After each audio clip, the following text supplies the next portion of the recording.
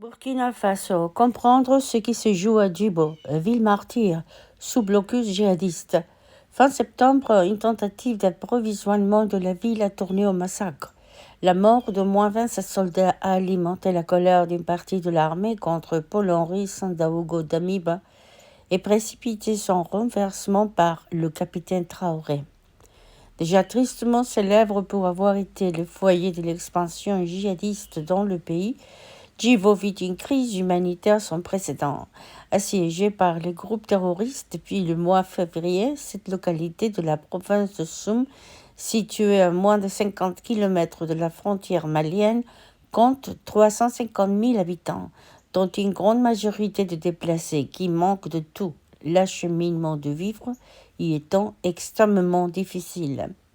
Voilà plus de 7 mois que la ville, carrefour économique qui accueillit l'un des plus grands marchés de bétail de la région, est asphyxiée par l'embargo imposé par les hommes du groupe de soutien à l'islam et aux musulmans, GSIM ou GNIM, filière sahélienne d'Al-Qaïda.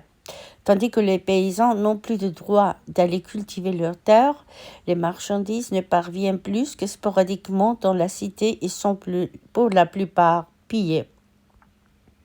L'acheminement par voie terrestre, quand il est encore possible, est devenu trop dangereux, explique Rida Liamouri, spécialiste du Sahel au sein de think tank marocain Policy Center for the New South, PCNS. Les ponts qui mènent à Djibo ont été détruits par les groupes armés, poursuit-il. Les routes sont minées et quand les véhicules ne sautent pas sur un engin explosif, ils risquent l'embuscade. Eau, céréales, huile, médicaments, électricité, alors que les pénuries se multiplient, l'espoir naît en avril dernier à la faveur de pourparlers avec les groupes armés. Une respiration qui n'est que de courte durée. En mai, des volontaires pour la défense de la patrie, VDP, supplétifs de l'armée burkinabé, attaquent des civils considérés comme des collaborateurs des djihadistes. À peine levé, le blocus est instauré.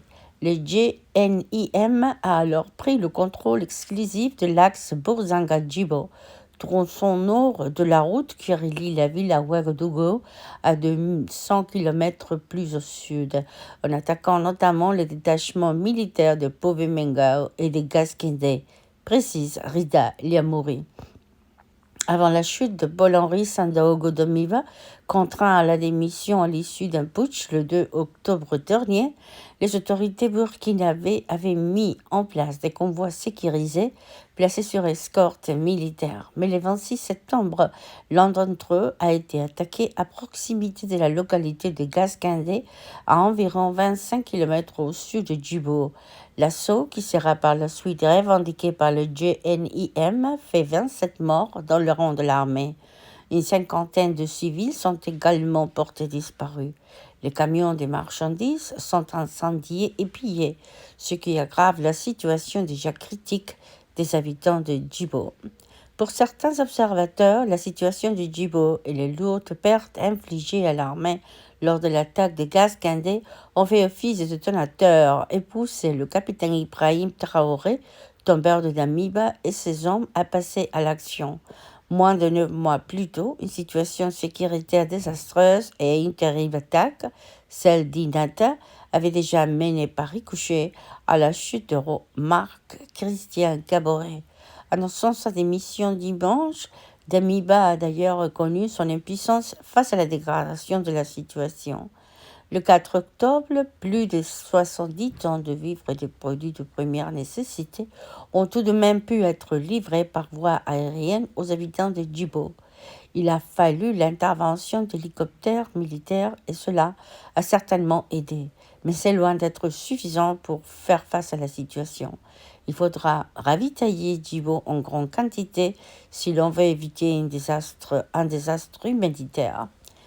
Tranche le chercheur Rida Liamouri. Pour cela, la route reste l'option la plus évidente, mais encore faut-il pouvoir prévenir les attaques et trouver des transporteurs qui acceptent de s'aventurer sur la N22, désormais surnommée l'axe de la mort.